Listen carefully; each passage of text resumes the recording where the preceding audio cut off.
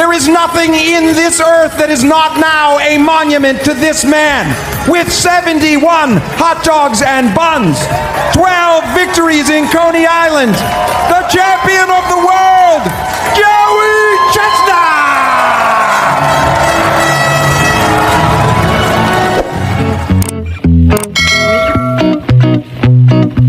Hi everybody, my name is Shana and this is the American English Podcast. My goal here is to teach you the English spoken in the United States through common expressions, pronunciation tips, and interesting cultural snippets or stories. I hope to keep this fun, useful, and interesting. Let's do it. Hey there, welcome back. As you probably guessed from that introduction, which was taken from ESPN's YouTube channel, today we'll be talking about competitive eating. I know, it's a little bit of an interesting topic, but the timing is right. The famous Nathan's Hot Dog Eating Competition is an annual event that takes place on Independence Day, or July 4th. So normally the event is not small. In fact, it's the largest nationally televised eating event in the US, with over 1 million viewers. As many as 50,000 supporters have come in the past and stood out in the blazing heat to see the event go down in person. But you can still watch the competition if you're interested to see if any records are broken. I'm certain that some of you are grossed out at the thought of watching a hot dog eating competition. You may even have mixed feelings about excessive eating as an event because of world hunger, hunger in the US, and obesity. Believe me, I get it, and I'll be sure to touch on such criticisms when discussing the topic. In the topic section, you'll also learn vocabulary and phrasal verbs related to eating quickly. You'll learn about training and techniques that these professional eaters have, and of course, the physical impact that excessive eating can have on the body. If by the end you're interested in getting definitions for all of the vocabulary words, exercises, and quizzes, but before we get to the fun topic of the day, as usual, we'll do an expression, a joke, and some pronunciation exercises. Let's begin with the joke. What should you do after you buy a hot dog? Any ideas? Relish it. I made this one up and it's so good. Relish has two meanings in English. Relish is a popular condiment that we put on hot dogs, which is made out of chopped pickles. In the US, there are sweet relishes and sour relishes. The sour one is usually labeled as dill, and that's my favorite. To relish something as a verb, though, means to enjoy something intensely. So when I'm on vacation, I relish every moment by the ocean. Someone might actually ask you, why is it taking you so long to finish your cocktail? You can respond, oh, because I'm relishing it, right? I'm enjoying it intensely. So let's tell this joke one more time to see if it makes a little bit more sense. What should you do after you buy a hot dog? Relish it. So we should put relish on it, that condiment made of pickles, or we should just enjoy it intensely. So, man, I'm proud of myself for inventing that one. But anyway, speaking of hot dogs and eating competitions, I found an appropriate expression for the day, which is a lot on one's plate. A lot, of course, means a good deal, in abundance, plenty. On, in this context, means on top of, or physically supported by something that is below it. One's plate, well, a plate is a flat, circular dish that's often made of china or porcelain. It's what your food is placed on, what you eat on.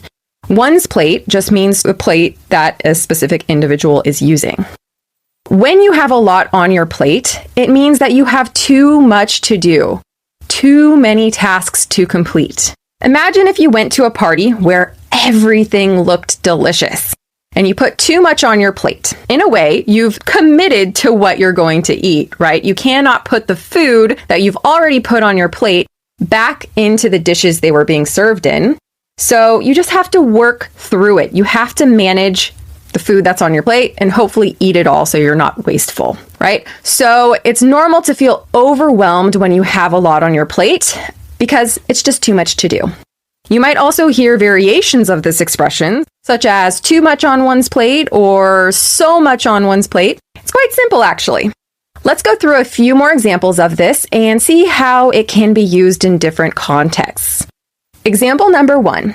Imagine that you're in college and you are taking 5 challenging classes at once. By the end of the week, you're expected to read a total of 200 pages, write 3 reports, and be prepared for a quiz. You might feel like you have too much on your plate. You have too many tasks to complete. If a friend asks you to go to the beach, you might respond, "I'm really sorry. Can I take a rain check? I have a lot on my plate right now. I have a lot to do." Example number 2. Imagine that you've decided to sell your house. Now imagine if someone decided to buy your house under the condition you'd be willing to move out this weekend. You'd probably feel pretty overwhelmed, unless you're an extreme minimalist and have very little to pack up. You might feel you have a lot on your plate, so much that you might not be able to follow through with the commitment. Example number 3. I just started watching a show called Dead to Me on Netflix, and the expression "a lot on your plate" was used twice this week in different episodes. I'll just tell you one of the examples. So the main actress recently lost her husband, which is not a spoiler, by the way. We know that the first episode. And she's trying to raise children and manage a full-time job on her own. All the while, multiple other things are happening that are time-consuming or problematic. So she feels overwhelmed, and everyone around her can tell. One of the parents from her child's choir group comes up to her and asks her, "Hey, I know you have a lot on your plate right now, but do you think you could find time to volunteer at a future event?" That's it for the examples. If you're asking someone a favor, just like in this last example, you can tell them that you know they have a lot on their plate first, and then ask them for the favor. It's kind of a nice way of saying, "Hey, I respect your time. I know you're busy. I know you have a lot on your plate, but do you mind doing a favor for me?" Right? So that's a nice way to transition into asking for something. All right, so let's go through some pronunciation exercises. We'll start with the statement, "I'm sorry, there's a lot on my plate." Repeat after me. I'm sorry. I'm sorry, there's a lot. I'm sorry, there's a lot on my plate. I'm sorry, there's a lot on my plate.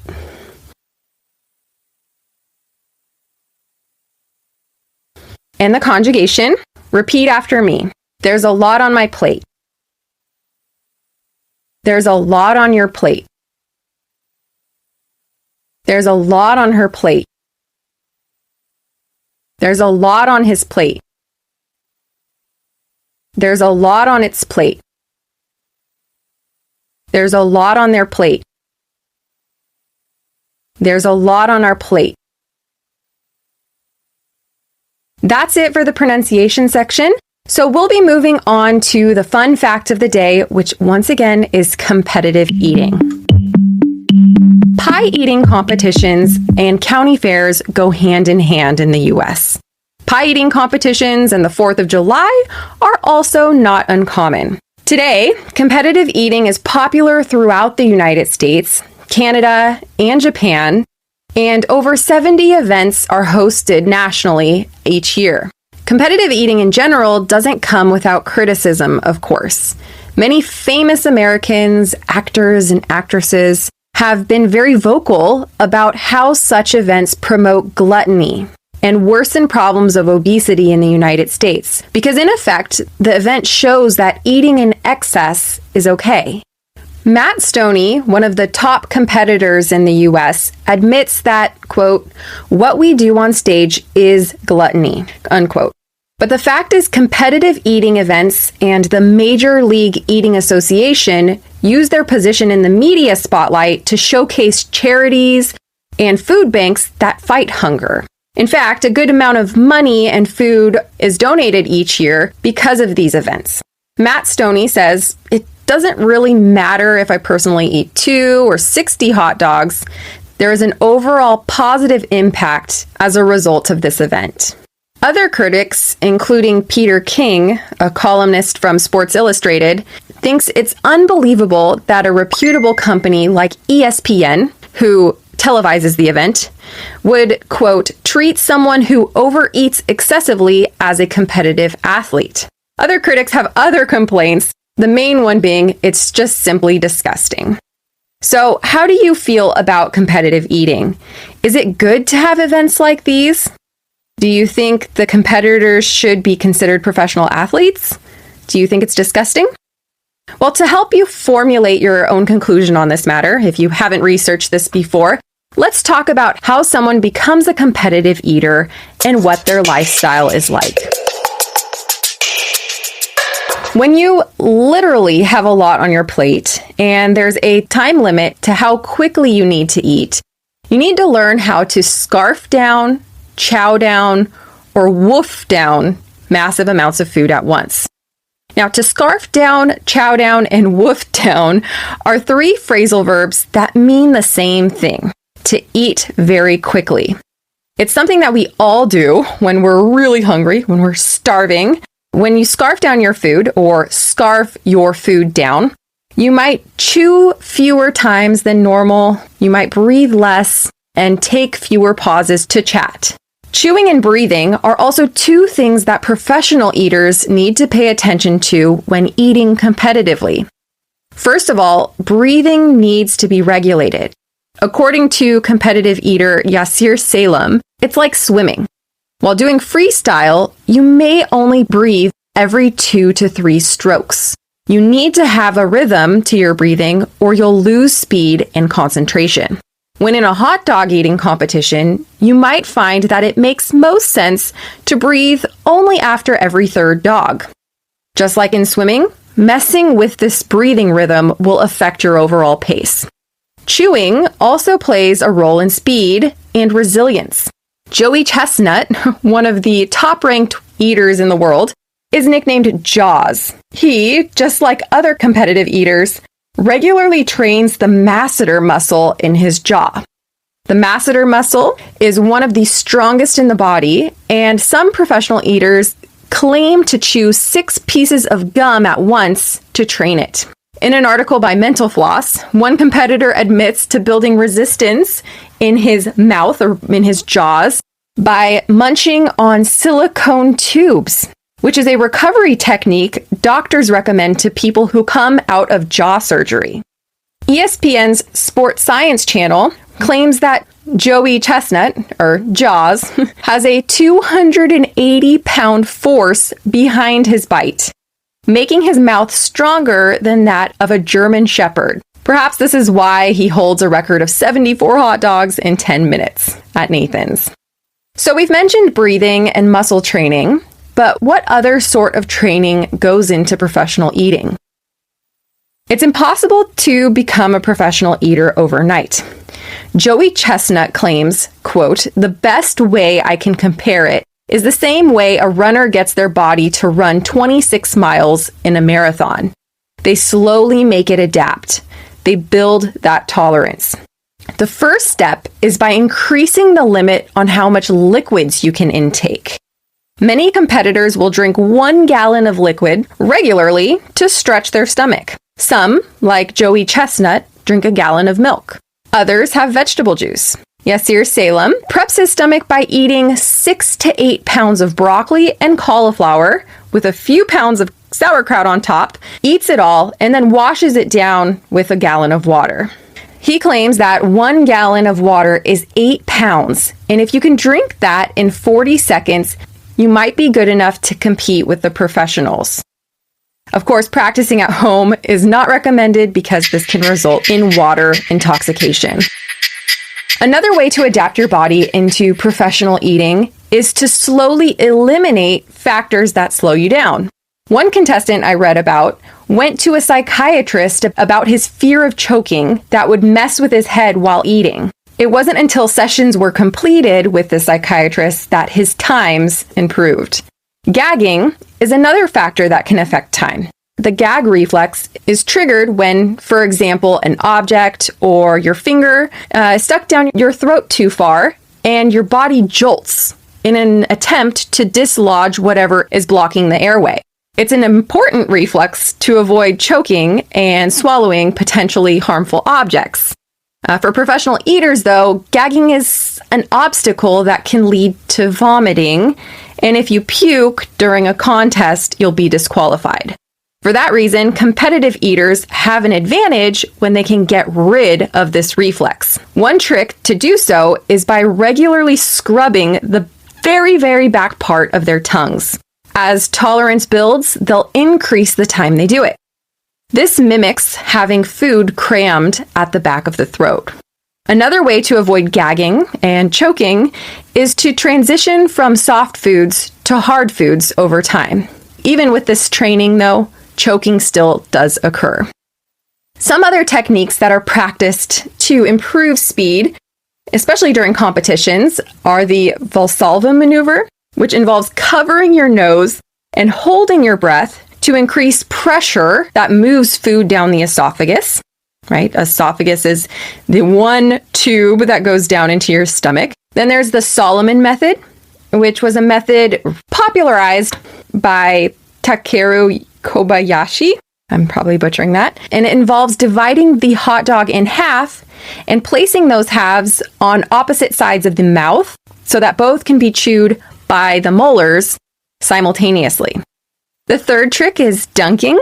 So when a competition involves buns, for example, the hot dog competition, or really any doughy material, so like donuts and things like that, a lot of people dunk the bread in water before eating it, which helps speed up the process and makes it easier to swallow. The fourth thing is chipmunking. A chipmunk, you probably are familiar with. It's an animal that looks similar to a squirrel, except it has very big cheeks. And so the practice of chipmunking involves shoving extra food in your cheeks right before the timer goes off. So afterwards, in most competitions, you're given a period of time, for example, 30 seconds or 2 minutes, to swallow whatever food is left in your mouth. And of course, you can't vomit while you're doing that. There are a lot of other things contestants might do to improve their process while they're eating. Some might jump to use gravity in their favor. Some might shake. And these techniques are not necessarily always beautiful to watch. An interviewer asked Mickey Sudo, the top female competitor, "What do you say to people that say, 'Ew, that's disgusting'?" And she responded, "It's competitive eating, not competitive prettiness. I'm not here for a beauty pageant." So there are many misconceptions about professional eating. In an interview with GQ, Matt Stoney talked about them. He said one of the most common is that this is one of the best jobs in the world. After all, you get paid to eat. He likes to point out that it's not a hobby. It's not just for fun. It's a profession that impacts everything that you do on a regular basis and everything that you eat and you need to train. During a competition week, he and other competitors will have around 10,000 calories a day. Also, it might sound like a perk that you get to eat, but most competitions and training sessions do not involve well-rounded meals.